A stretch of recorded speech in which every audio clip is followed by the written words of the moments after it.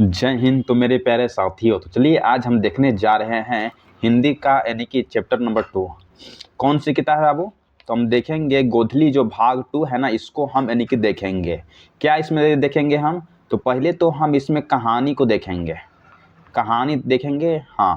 और प्लस और क्या देखेंगे हम? तो कवि जो परिचय है ना, तो कवि परिचय को भी देख लेंगे। कवि परिचय।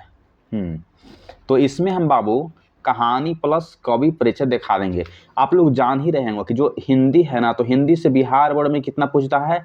तो 100 प्लस यानी कि मार्क्स की क्वेश्चन इसमें से आता है। जो 500 मार्क्स का होता है, जिसमें से 100 मार्क्स कवर करता है, हिंदी कवर करता है। ठीक, तो आपको हिंदी अगर पढ़ के चल जाइएगा ना, तो आपको 100 मार्क्स में कम से कम तो 99 मार्क्स आपको आ ही सकता है।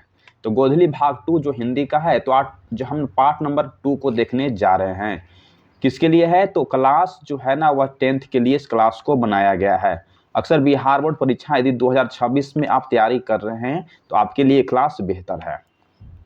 हाँ, तो देखिए क्या है, 20 के दांत जो चैप्टर है, तो आज इस चैप्टर को हम इसमें कवर करेंगे। तो बात आती है कि सर 20 के जो दांत जो चैप्टर है ना, किसके द्वारा लिखा गया है? तो नलिन बिलोचन शर्मा के द्वारा लिखा गया इस चैप्टर को। ठीक, तो यहाँ से हम देखते हैं, इसका राइटर है।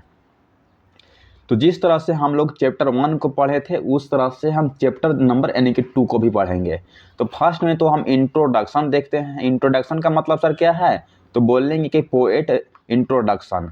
पोएट इंट्रोडक्शन, कवि से रिलेटेड कुछ परिचय होता है। कवि का जन्म कब हुआ, कवि की कौन सी रचनाएं हैं, कवि की निधन कब हुआ, कवि की कौन सी रचनाएं कब लिखा गया है, उस सबसे क्वेश्चन आपको बिहार बोर्ड में अक्सर पूछा जाता है। तो चलिए अब हम इंट्रोडक्शन को देख रहे हैं। देखिए, तो सीधे आपके स्क्रीन पर आ गया होगा। देखिए, यहाँ से पढ़ना बस स्टार्ट हम लोग करते हैं। नलिन बिलोचन शर्मा जी का जन्म 18 फरवरी 1916 ईस्वी को पटना के बंदरघाट में हुआ था। अगर आपसे बोल देगा कि जो नलिन बिलोचन जो शर्मा जी हैं, तो इनका जन्म कब हुआ था? तो सर 18 फरवरी 1916 ईस्वी को। इन पूछे सर कहाँ हुआ था, तो बोलेंगे कि पटना के बंदरगाह में हुआ था। ऐसे अक्सर पूछा गया है कि इनका जन्म कब हुआ था, तो 18 फरवरी 1916 ईस्वी को पटना के यानी कि जो बंदरघाट है ना, तो वहां पर इनका जन्म हुआ था। इतना इसको आप लिख लीजिएगा। जहां अगर हम अंडरलाइन करवाते हैं ना, तो सब आपको एग्जाम में पूछने की बहुत संभावना रहती है, तो उसको आप लिख लीजिएगा नोट्स कॉपी में। ठीक, वे जन्मा भोजपुरी भाषा के थे। वह किस भाषा के थे बाबू? तो अगर आपसे पूछ देगा कि वह किस भाषा के थे, तो बोलना है कि वह भोजपुरी भाषा के थे। किस भाषा के? तो भोजपुरी भाषा के। वे दर्शन और संस्कृत के प्रख्यात विद्वान महामहोपाध्याय पंडित राम अवतार शर्मा के ज्येष्ठ पुत्र थे। अगर आपसे बोल देगा कि इनके पिता का क्या नाम था, तो इनका जो पिता थे ना, तो इनका पिता का नाम क्या था? तो बोल देंगे कि राम अवतार पंडित शर्मा नाम थे। जो नलिन बिलोचन जो शर्मा जी है, तो उनके पिताजी का क्या नाम है? उनके जो फादर है ना, तो फादर का क्या नाम है? तो इसको आप यहाँ से लिख लीजिए सर, जो उनका फादर है ना, तो फादर का नाम है पंडित राम अवतार शर्मा। कि ज्येष्ठ पुत्र कौन थे? तो नलिन बिलोचन शर्मा जी हैं। आप लोग यहाँ तक देख लिए होंगे। फिर यहाँ से देखिए, माता का नाम जो है ना, वह क्या था? तो बोलेंगे कि रत्नावती शर्मा। जो उनके माता जी था, उनके माता जी का क्या नाम है? तो रत्नावती शर्मा नाम है। रत्नावती शर्मा उनके माता का नाम। इसको भी आप लिख लीजिएगा, क्योंकि कवि को माता का नाम क्या है, पिता का नाम क्या है, कवि का जन्म कब हुआ, कवि का जन्म कहाँ पर हुआ, ये सब क्वेश्चन अक्सर बिहार बोर्ड में पूछता है। चलिए, उनके व्यक्तित्व निर्माण में पिता के पांडित्य के साथ उनकी प्रगतिशील दृष्टि की बड़ी भूमिका थी। बोला जा रहा है कि जो उनके जो व्यक्तित्व के निर्माण के लिए जो उनके पिता जो रामावतार जो शर्मा थे, उनकी साथ जो है ना प्रगतिशील दृष्टि भी बड़ी भूमिका रही। उनकी स्कूल की पढ़ाई पटना कॉलेजिएट स्कूल से हुई। इसको कई बार पूछा गया है कि जो नलिन बिलोचन जो शर्मा जी हैं, तो उनका कौन सा स्कूल से वह डिग्री प्राप्त किए थे? तो बोलना है कि पटना कॉलेजिएट जो स्कूल है ना, वहां से वह डिग्री को प्राप्त किए थे। और पटना विश्वविद्यालय से क्या है? तो पटना विश्वविद्यालय से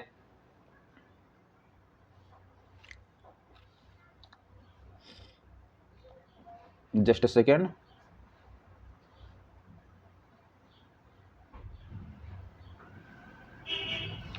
हाँ देखिए, और उन्होंने पटना जो विश्वविद्यालय है, तो विश्वविद्यालय से उन्होंने संस्कृत और हिंदी में एमए भी किया। अगर आपसे बोल देगा कि जो नलिन बिलोचन जो शर्मा जी हैं वह किस विषय में एमए किया था, तो बोलना हो अक्सर संस्कृत में एमए किए हैं और हिंदी में एमए किए हैं। इसको आपको ध्यान में रखना है, ठीक। वे हर प्रसाद दास जैन कॉलेज, आरा, रांची विश्वविद्यालय और अंत में पटना विश्वविद्यालय में प्रधानाध्यापक भी रहे। अगर आपसे बोल देगा कि जो नलिन बिलोचन जो शर्मा जी हैं वह कौन कौन से कॉलेज में अध्यापक भी रहे, तो बोलना है कि दास जैन कॉलेज में, आरा में, रांची में विश्वविद्यालय और अंत में जो है ना वह पटना विश्वविद्यालय में अध्यापक भी रहे।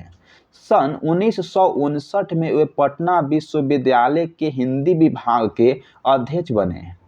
आपसे बोला जाएगा अथी एग्जाम में कि जो नलिन बिलोचन शर्मा जी हैं वह हिंदी विश्वविद्यालय जो विभाग है उसका अध्यक्ष कब बने, कब नियुक्त किया गया, तो बोलना है कि 1959 ईस्वी में। कब आबो, तो 1959 ईस्वी में वह हिंदी विभाग के अध्यक्ष हुए हैं।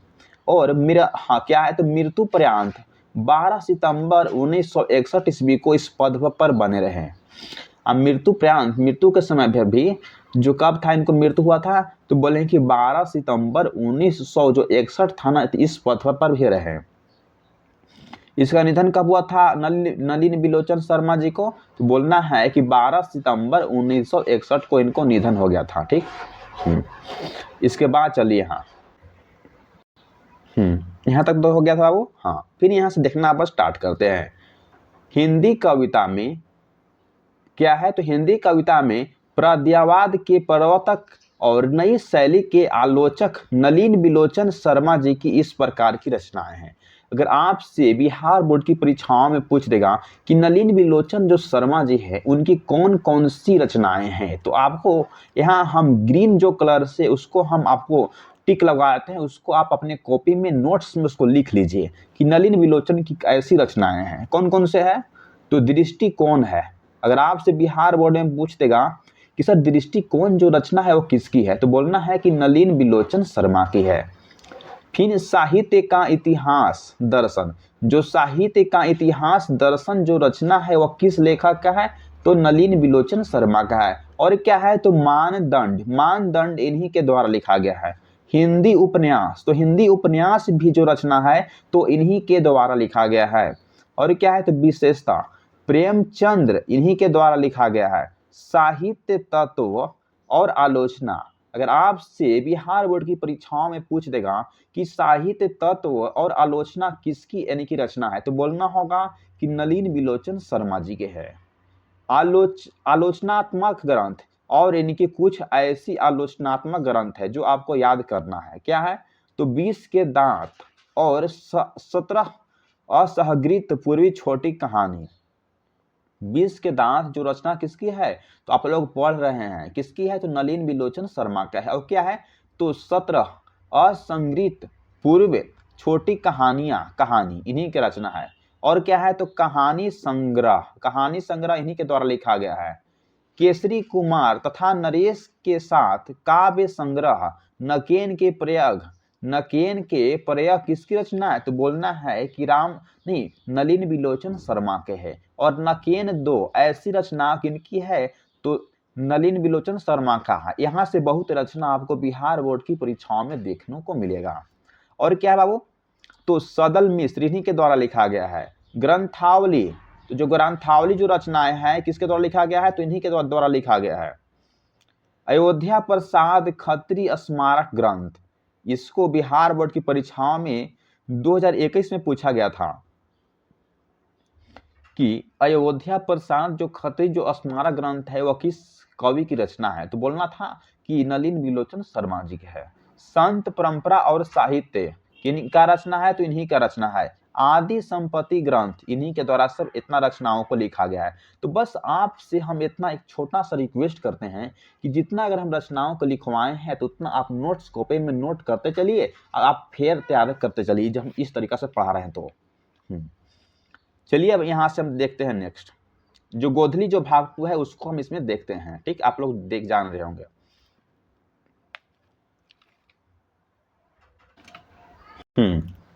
तो देखिए मेरे साथियों, क्या है, तो पुनः आलोचकों के अनुसार प्रयोगवाद वास्तविक प्रारंभ नलिन बिलोचन शर्मा की कविताओं से हुआ और उनकी कहानियों में मनोवैज्ञानिकता के तत्व समग्रता से उभर कर आए। बोला जा रहा है कि जो आलोचना के अनुसार प्रयोगवाद का वास्तविक जो प्रारंभ नलिन बिलोचन शर्मा की कविताओं से हुआ है और उनकी कहानियों में मानव वैज्ञानिकता के तत्व समग्रता से उभर कर आए हैं। आलोचना में वे आधुनिक शैली के समर्थक थे। अगर आपसे बोल देगा कि जो नलिन बिलोचन जो शर्मा जी हैं वो आधुनिक में क्या थे, तो आधुनिक आलोचना में क्या थे, तो आधुनिक जो आलोचना में शैली के वह समर्थक थे। इसको भी आपको याद रखना है। और क्या है, तो वे कथ्य, शिल्प, भाषा आदि सभी स्तरों पर नवीनतम के आग्रही लेखक थे। किस किस भाषा के वह नवीनतम आग्रही लेखक थे बाबू, तो शिल्प, भाषा तथा स्तरों पर नवीनतम जो आग्रही का उसका लेखक थे। उनमें प्रायः परंपरागत दृष्टि एक शैली निषेध तथा आधुनिक दृष्टि का समर्थन है। आलोचना की उनकी भाषा गठी हुई और संकेतात्मक है। उन्होंने अनेक पुराने शब्दों को नए जीवन दिया जो आधुनिक साहित्य में प्रतिस्थापित हुए हैं। चलिए अब यहां से देखते हैं, जो अगर नोट पॉइंट होगा तो उसको हम लिखवा देंगे। यह कहानी 20 के दांत तथा अन्य कहानियों नामक कहानी संग्रह से ली गई है। बोला गया है कि जो कहानी आप लोग पढ़ रहे हैं, क्या पढ़ रहे हैं, तो 20 के दांत पढ़ रहे हैं तथा अन्य कहानियों नामक एक संग्रह से ली गई है। कहां से ली गई है बाबू, अगर आपसे बिहार बोर्ड की परीक्षाओं में पूछ देगा अक्सर जो 20 के दांत जो कहानी है वह कहां से लिया गया है, तो बोलना है कि जो अन्य कहानी जो संग्रह नामक कहानी है तो वहां से लिया गया है। इसको अपने कॉपी में इसको नोट डाउन कर लीजिए। जितना भी अगर पॉइंट्स जो आएगी ना उसको हम लिखवा देंगे। तो बस आपसे बस एक छोटा सा रिक्वेस्ट है कि अभी तक हमारे चैनल को सब्सक्राइब नहीं किए हैं तो प्लीज एक सब्सक्राइब बहुत मोटिवेट करता है हमारे लिए। और यहाँ से हम देखना अब स्टार्ट करते हैं। देखिए, यह कहानी मध्यम वर्ग के अनेक अंत विरोधों को उजागर करती है। बोला गया है कि यह जो कहानी जो है ना मध्यम वर्ग के अंत विरोधों को उजागर करती है। कहानी का जैसा ठोस सामाजिक संदर्भ है वैसा ही स्पष्ट मानव वैज्ञानिक आशय भी है। आर्थिक कारणों से मध्यम वर्ग के भीतर ही एक और सेन साहब जैसी एक श्रेणी उभरती है जो अपने महत्वाकांक्षा और सफेद पोशी के भीतर लिंग भेद जैसे कुंसकार छिपाए हुए हैं, तो दूसरी ओर गिरधर जैसे नौकरी पेशा निम्न मध्यम वर्गीय व्यक्ति की श्रेणी है जो अनेक तरह की थोपी गई बंदिशों के बीच भी अपने अस्तित्व को बहादुरी एवं साहस के साथ बचाए रखने के लिए संघर्षरत है। यह कहानी सामाजिक भेदभाव, लिंग भेद, आक्रमण, स्वार्थ की छाया में पलते हुए प्यार दुलार के कुपरिणामों को उभारते हुए सामाजिक समानता एवं मानवाधिकार की महत्वपूर्ण बनागी पेश करती है। तो कहानी को अब हम पढ़ना यहाँ से स्टार्ट करते हैं। तो प्लीज बाबू आपसे एक रिक्वेस्ट है कि यदि हमारा channel the universe vision class पर न्यू है तो प्लीज एक सब्सक्राइब जरूर करिएगा, क्योंकि इस तरह से रिलेटेड जितना कंटेंट हो सके तो हम आपको पहुंचा देंगे। साथ में नोट्स बनाते ही चलिए। तो जो है ना अब स्टोरी वाला हम अब देखने जा रहे हैं, उसका न्यू पैराग्राफ खुलकर आ गया है। यहाँ से हम क्या देख रहे थे, तो कवि से रिलेटेड जो अगर उनका परिचय था तो हम लोग देख लिए। अब यहाँ देखिए न्यू पैराग्राफ हम देखने जा रहे हैं। तो न्यू पैराग्राफ में क्या देखेंगे, जो किताब का जो स्टोरी जो कहानी है तो उसको हम देखने जा रहे हैं।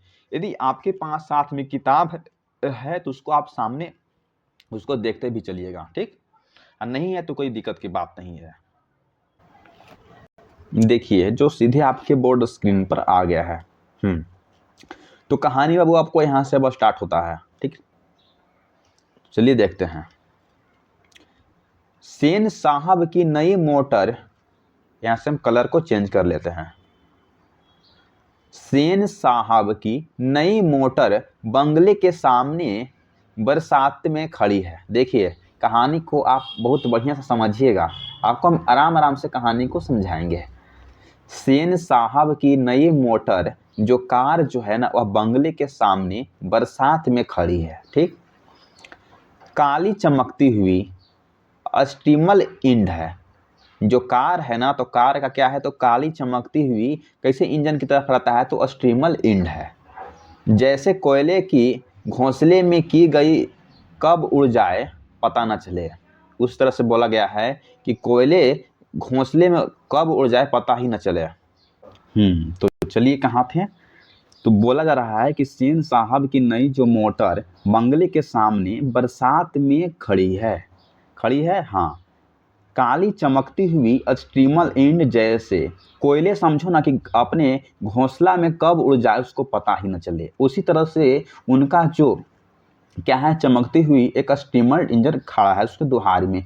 कहाँ पर, यानी कि बरसात में खड़ी है। सेन साहब को इस कार पर नाज है, बिल्कुल भी नई मॉडल के 7,000 में आई है।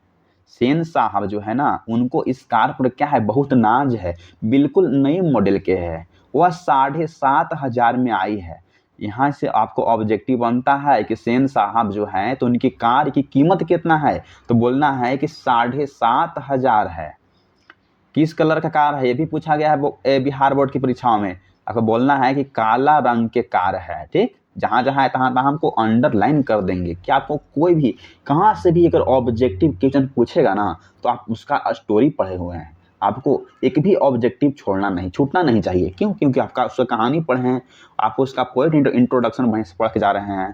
तो हाँ, तो काले रंग की चमकती ऐसी अपनी मुंह देख ले, मैंने बोला गया है कि उनकी कार में ऐसा चमक है कि उसमें आप अपना चेहरा भी देख सकते हैं। ठीक, कहीं पर भी एक धब्बा दिख जाए ना तो क्लीनर और सेफर की सामत ही समझो।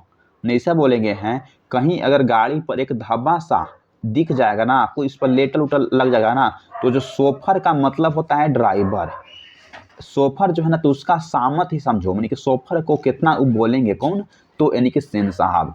ठीक, मेम साहब की सख्त ताकत है, क्या है, तो मेम साहब की सख्त यानी कि ताकत है कि खोखा खोखी गाड़ी के पास फटकने न पाए। यानी कि जो सेन साहब बोला गया है कि जो मेम साहब कौन है, तो जो सेन साहब की जो वाइफ है उसको क्या कहा गया है, उसको मेम साहब कहा गया है। तो मेम साहब की सख्त ताकत है कि खोखा खोखी गाड़ी के पास फटकने भटकने ना पाए, वही भटकने था तो भटकने नहीं पाए। ठीक, लड़कियां तो पांचों बड़ी सुशील है।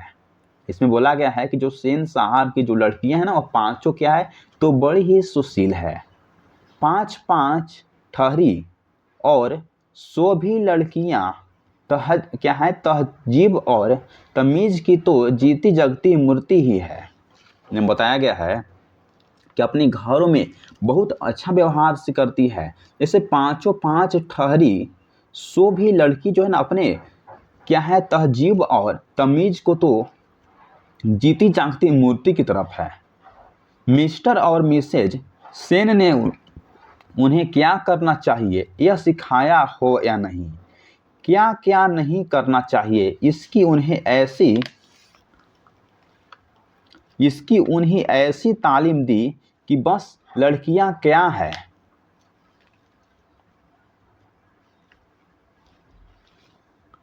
कठपुतलियां हैं, और उनके माता पिता को इस बात का गर्व है कि वे कभी किसी चीज को तोड़ती फोड़ती नहीं है। वे दौड़ती है और खेलती भी है, लेकिन सिर्फ शाम में वक्त, और चूंकि उन्हें सिखाया गया है कि ये बातें उनकी सेहत के लिए जरूरी है, वे ऐसी मुस्कुराहट अपने होठों पर ला सकती है कि सोसाइटी की तरीकाएं क्या है, सोसाइटी की तरीकाएं भी उनसे कुछ सीखना चाहें। मानी कि इस तरह से सेन साहब के अपने जो बच्ची जो पांचों है ना उनके बारे में बताया गया है कि बहुत वह सीधा सादी एक मूर्ति की तरफ है, चाहे तो उनसे सोसाइटी को समझना चाहिए कितना जो है ना उसके अंदर एक अति है, एक अच्छी भावना है। ठीक, यहाँ सिखाया गया है कि उसके सोसाइटी भी तरीकाएँ भी उनसे सीख सकते हैं। किसे? तो सीन साहब की बच्ची से, लड़कियाँ से। ठीक, चलिए तो यहाँ से देखते हैं, तो सीख ले। तो अगर कोई सोसाइटी भी चाहेगा ना सीखने के लिए तो उससे भी अपना आदत यानी कि विचार सीख लेगा। पर उन्हें खिलखिलाकर किलकारी मारते हुए किसी को सुना नहीं। बोला गया है कि उन्हें उस जो सेन साहब के घर में जो अब 5 लड़कियां हैं ना, तो उनको हंसने के लिए भी उन्हें अथी नहीं, परमिशन नहीं दिया गया है। उन्हें खिलखिलाकर किलकारी मारते हुए भी सुना नहीं होगा, ऐसा उनके घर में परमिशन नहीं दिया गया बाबू। सेन परिवार के मुलाकाती रस के साथ अपने शरारती बच्चों झिककर कहते हुए, तुम लोग हो और मिसेज सेन की लड़कियां हैं। अबे फूल का गमला तोड़ने के लिए बना है। तुम लोगों ने मारे घर में कुछ भी नहीं रह सकता। देखिए, समाज के लोग बोल रहे हैं कि एक तुम लोग हो और एक जो सेन साहब की लड़कियां हैं। अबे घर में तो फूल का गमला तोड़ने के लिए क्या बनाए हैं? तुम लोगों ने घर में कुछ सामान ही नहीं रहने देते हो। यानी कि अगल बगल के जो लोग रहते हैं ना उस समाज में, तो बोल रहे हैं कि देखिए सेन साहब की लड़कियां कितनी अच्छी है, क्या तुम घर में फूल तोड़ दे रहे हो, कभी ये तोड़ दे रहे हो, ऐसा तोड़ने के लिए बनाया गया है। देखिए कितना उनको सेन साहब की लड़कियों के बारे में कितना इनको विचार भावनाएं व्यक्त की जा रही है। इसके बाद में देखिए यहाँ से, सो जहां तक सेन परिवार की लड़कियां का सवाल है, उनसे मोटर की चमक दमक को कोई खास खतरा नहीं था। बताया गया है कि जो लड़कियां जो थी ना, तो उनसे सवाल है कि उनसे मोटर जो गाड़ी है उससे चमक दमक को कोई खास खतरा नहीं था, लेकिन खोखा भी तो है। अब यहीं से कहानी स्टार्ट होता है। क्या है? तो खोखा भी तो है। खोखा जो कि एक है। बोला गया है कि खोखा कितना बाबू? तो खोखा जो कि एक है, सबसे छोटा है। सेन साहब की सबसे छोटा जो लड़का है उसका नाम क्या है? खोखा। आपको 1 मार्क्स की परीक्षाओं में पूछ दिया गया है। ठीक, तो सबसे छोटा है खोखा। ना उम्मीद बुढ़ापे की आंखों का तारा है। सेन साहब बोलते हैं कि खोखा क्या है? तो बुढ़ापों की जो आंखों का तारा है। यही नहीं, मिसेज सेन साहब अपना मुंह और बुढ़ापे की ओर कोई ताल्लुक किसी भी हालात में मानने को तैयार हो गए। और सेन साहब तो सचमुच बूढ़े नहीं लगते हैं। जो सेन साहब है ना, तो वह सच में तो बूढ़े नहीं लगते हैं, परंतु लेकिन मानने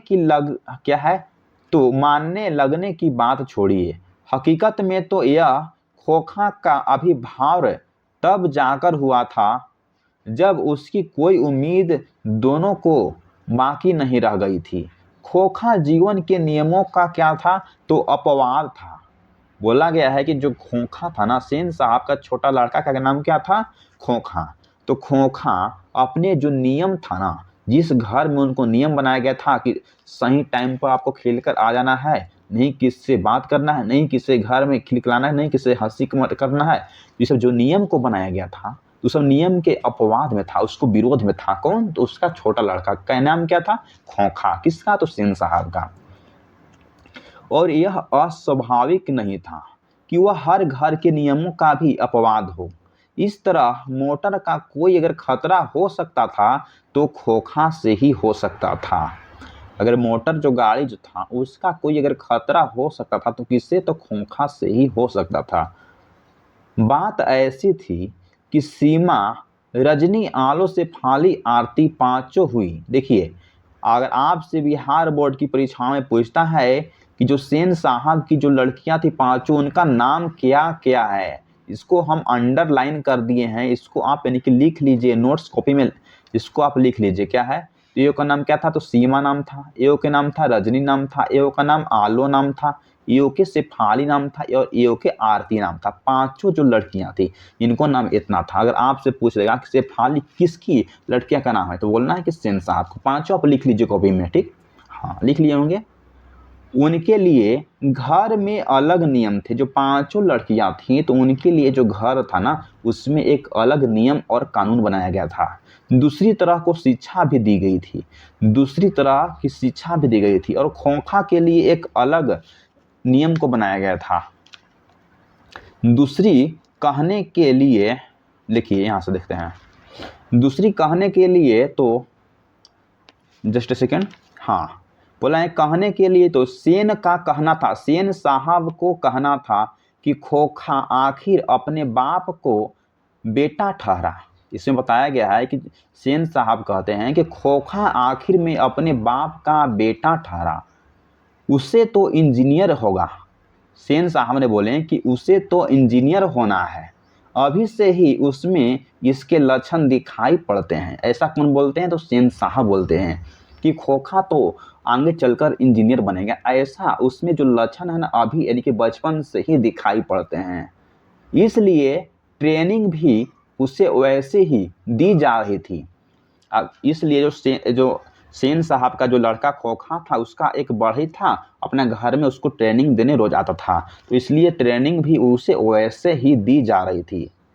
बात यह है कि खोखा के दुर्लभित स्वभाव के अनुसार ही सेन ने अपने सिद्धांतों को भी बदल लिया था। अक्सर ऐसा होता कि सेन परिवार के दोस्त आते हैं भाईकिल ड्राइंग रूम में, किस रूम में?